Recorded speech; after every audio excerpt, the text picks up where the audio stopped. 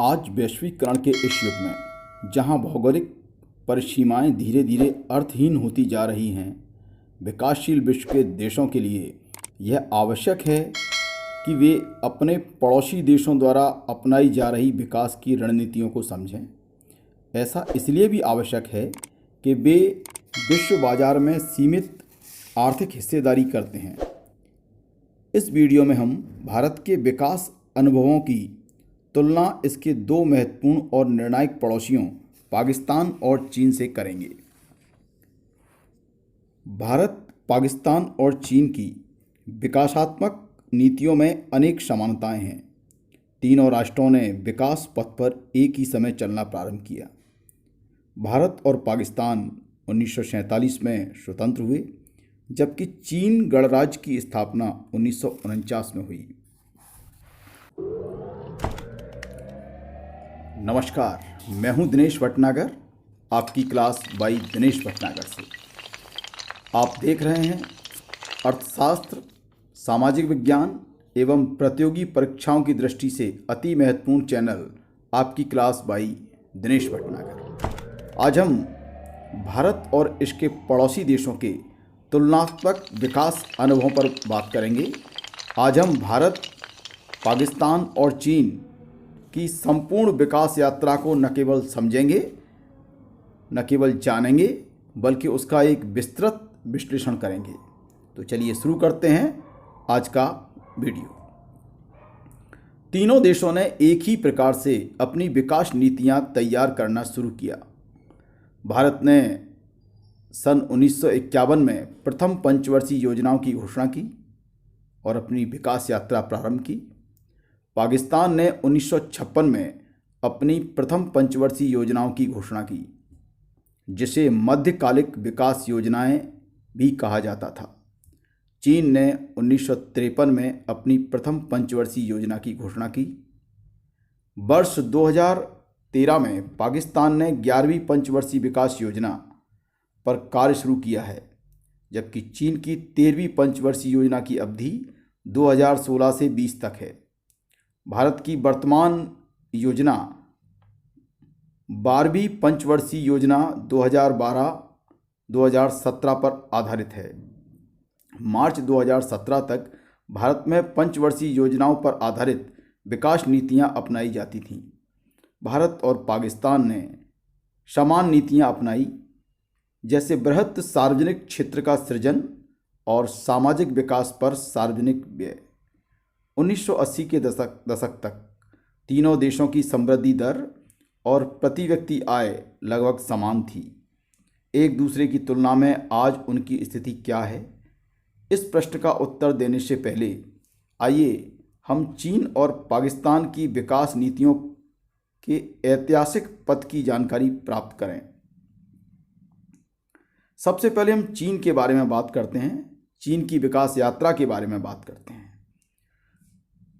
एक दलीय शासन के अंतर्गत चीन गणराज्य की स्थापना के बाद अर्थव्यवस्था सभी महत्वपूर्ण क्षेत्रों, उद्यमों तथा भूमि जिनका स्वामित्व और संचालन व्यक्तियों द्वारा किया जाता था, को सरकारी नियंत्रण में लाया गया। 1978 में ग्रेट लीप फॉरवर्ड अभियान शुरू किया गया, जिसका उद्देश्य बड़े पैमाने पर देश का औद्योगिकरण करना था। लोगों को अपने घर के पिछवाड़े में उद्योग लगाने के लिए प्रोत्साहित किया गया। ग्रामीण क्षेत्रों में कम्यून प्रारंभ किए गए। कम्यून पद्धति के अंतर्गत लोग सामूहिक रूप से खेती करते थे। 1958 में 26,000 कम्यून थे, जिनमें प्रायः समस्त कृषक शामिल थे। यद्यपि चीन के GLF अभियान में अनेक समस्याएं आईं। भयंकर सूखे ने चीन में तबाही मचा दी, जिसमें लगभग 30 मिलियन लोग मारे गए। रूस और चीन के बीच संघर्ष हुआ, तब रूस ने अपने विशेषज्ञों को वापस बुला लिया, जिन्हें औद्योगिकरण प्रक्रिया के दौरान सहायता करने के लिए चीन भेजा गया था। 1965 में माओ ने महान सर्वहारा सांस्कृतिक क्रांति का प्रारंभ किया। छात्रों और विशेषज्ञों को ग्रामीण क्षेत्रों में काम करने और अध्ययन करने के लिए भेजा गया। तो कुल मिलाकर चीन में जो तेज औद्योगिक समृद्धि हो रही है उसकी जड़ें 1978 में लागू किए गए सुधारों में खोजा जा सकता है। चीन ने सुधार चरणों में शुरू किया गया। प्रारंभिक चरण में कृषि, विदेशी व्यापार तथा निवेश क्षेत्रों में सुधार किए गए। उदाहरण के लिए कृषि क्षेत्र में कम्यून भूमि को छोटे छोटे भूखंडों में बांट दिया गया, जिन्हें अलग अलग परिवारों को आवंटित किया गया। लेकिन ये भूमि के टुकड़े प्रयोग के लिए दिए गए थे, न कि स्वामित्व के लिए। वे प्रकल्पित कर देने के बाद भूमि में होने वाली समस्त आय को अपने पास रख सकते थे। बाद के चरणों में औद्योगिक क्षेत्र में सुधार प्रारंभ किए गए। सामान्य नगरीय तथा ग्रामीण उद्यमों की निजी क्षेत्र की उन फर्मों को वस्तुएं उत्पादित करने की अनुमति थी जो स्थानीय लोगों के स्वामित्व और संचालन के अधीन थे।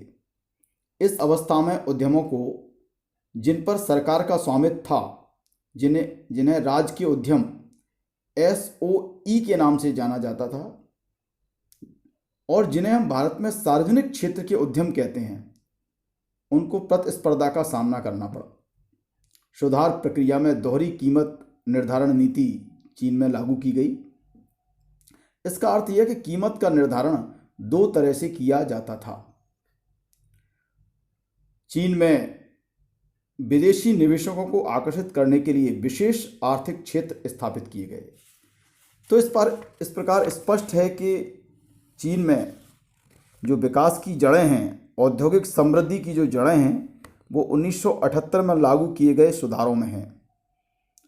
1978 में चीन का ग्रेट लीप फॉरवर्ड अभियान चीन के विकास को तेज गति से दौड़ाने में महत्वपूर्ण इंजन साबित हुआ। तो अभी हम लोगों ने चीन की विकास यात्रा के बारे में संक्षिप्त में चर्चा की। अब हम लोग पाकिस्तान की विकास यात्रा के बारे में बात करते हैं और भारत और पाकिस्तान के बीच में जो समानताएं हैं उन पर हम बात करते हैं। पाकिस्तान द्वारा अपनाई गई विभिन्न आर्थिक नीतियों पर विचार करते हुए हम ये स्पष्ट रूप से देख सकते हैं कि भारत और पाकिस्तान के बीच अनेक समानताएं हैं।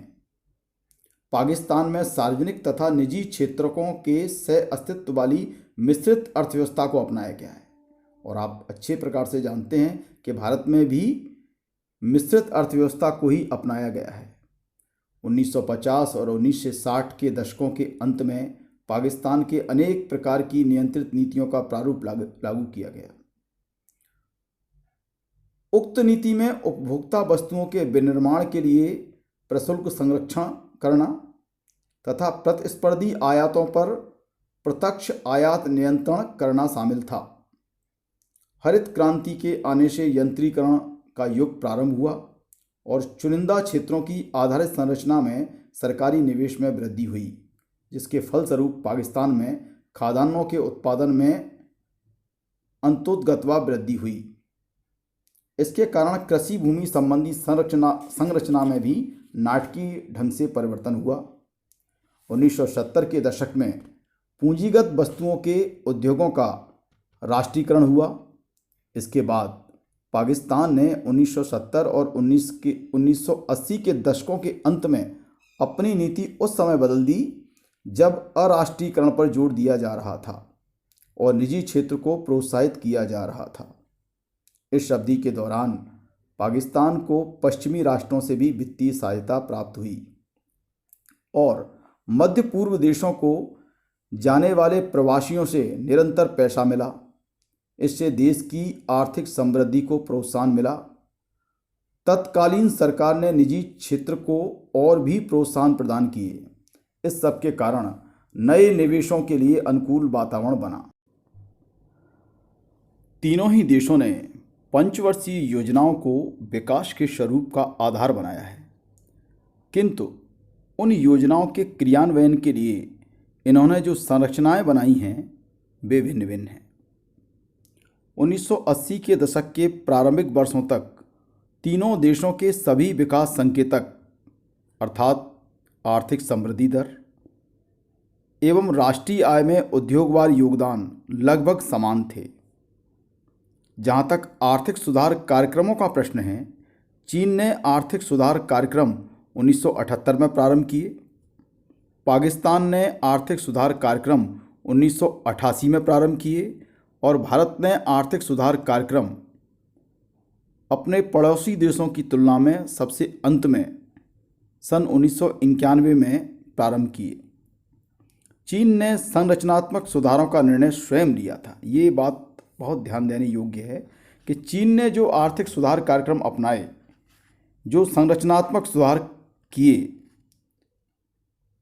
वह उसका खुद का स्वयं का निर्णय था, जबकि भारत और पाकिस्तान को अंतर्राष्ट्रीय संस्थाओं ने ऐसे आर्थिक सुधार करने के लिए बाध्य किया था। इन तीनों देशों में अपनाए गए नीति उपायों के परिणाम भी भिन्न भिन्न रहे हैं। उदाहरण के लिए चीन में केवल एक संतान नीति के द्वारा जनसंख्या की वृद्धि रुक गई, किंतु भारत और पाकिस्तान में इस दिशा में अभी ऐसा परिवर्तन होना बाकी है। चीन में परंपरागत विकास नीति को अपनाया गया, जिसमें क्रमशः कृषि से विनिर्माण तथा उसके बाद सेवा की ओर अग्रसर होने की प्रवृत्ति थी। भारत तथा पाकिस्तान सीधे कृषि से सेवा क्षेत्र की ओर चले गए। चीन में औद्योगिक क्षेत्र में उच्च समृद्धि दर कायम रही है, जबकि भारत और पाकिस्तान में कोई विशेष परिवर्तन नहीं हुआ है। हमने अपने पड़ोसी देशों के विकास अनुभवों से क्या सीखा? अपने पड़ोसी देशों के विकास अनुभवों से हमें क्या सीख मिलती है? भारत, पाकिस्तान और चीन की 5 दशकों से भी अधिक लंबी विकास यात्रा रही है और उनको अलग अलग परिणाम प्राप्त हुए हैं। 1970 के दशक के उत्तरार्ध में तीनों का ही विकास स्तर निम्न था। पिछले 3 दशकों में इन तीनों देशों का विकास स्तर अलग अलग रहा है। लोकतांत्रिक संस्थाओं सहित भारत का निष्पादन साधारण रहा है। अधिकतर लोग आज भी कृषि पर निर्भर हैं। भारत के अनेक भागों में आधारित संरचना का आज भी अभाव है। भारत में निर्धनता रेखा से नीचे रहने वाले 1/3 से भी अधिक जनसंख्या का रहन सहन के स्तर को ऊपर उठाने की आवश्यकता है। वहीं हम अगर पाकिस्तान की बात कर लें तो राजनीतिक अस्थिरता, प्रेषणों और विदेशी सहायता पर अत्यधिक निर्भरता और कृषि क्षेत्र का अस्थिर निष्पादन पाकिस्तान की अर्थव्यवस्था की गिरावट के प्रमुख कारण रहे हैं। पिछले 3 दशकों में कई समष्टि अर्थशास्त्र सूचक सकारात्मक ऊंची विकास दर दर्शा रहे हैं, जो आर्थिक पुनरुत्थान को सूचित कर रहे हैं।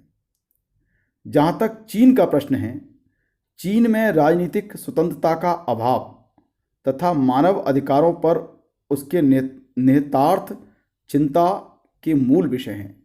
फिर भी अंतिम 3 दशकों में से इसने अपनी राजनीतिक प्रतिबद्धता को खोए बिना बाजार व्यवस्था का प्रयोग किया तथा निर्धनता निवारण के साथ साथ समृद्धि के उच्च स्तर को बढ़ाने में सफल रहा है। आप यह भी देखेंगे कि भारत और पाकिस्तान में जहां सार्वजनिक क्षेत्र के उपक्रमों के निजीकरण का प्रयास हो रहा है, वहां चीन ने बाजार व्यवस्था का उपयोग अतिरिक्त सामाजिक आर्थिक शुभ अवसरों के सृजन के लिए किया है। सामुदायिक भूस्वामित्व को कायम रखते हुए और लोगों को भूमि पर कृषि की अनुमति देकर चीन ने ग्रामीण क्षेत्रों में सामाजिक सुरक्षा सुनिश्चित कर दी है। चीन में सुधारों से पूर्व ही सामाजिक आधारित संरचना उपलब्ध कराने में सरकारी हस्तक्षेप द्वारा मानव विकास संकेतकों में सकारात्मक परिणाम प्राप्त हुए हैं। तो इस प्रकार आज हमने भारत और उसके पड़ोसी देश, विशेष रूप से चीन और पाकिस्तान के विकास अनुभवों को देखा और समझा और उससे अनेकों नई प्रकार की सीख प्राप्त की। आज के लिए बस इतना ही। कीप वॉचिंग, देखते रहिए आपकी क्लास बाई दिनेश भटनागर। धन्यवाद।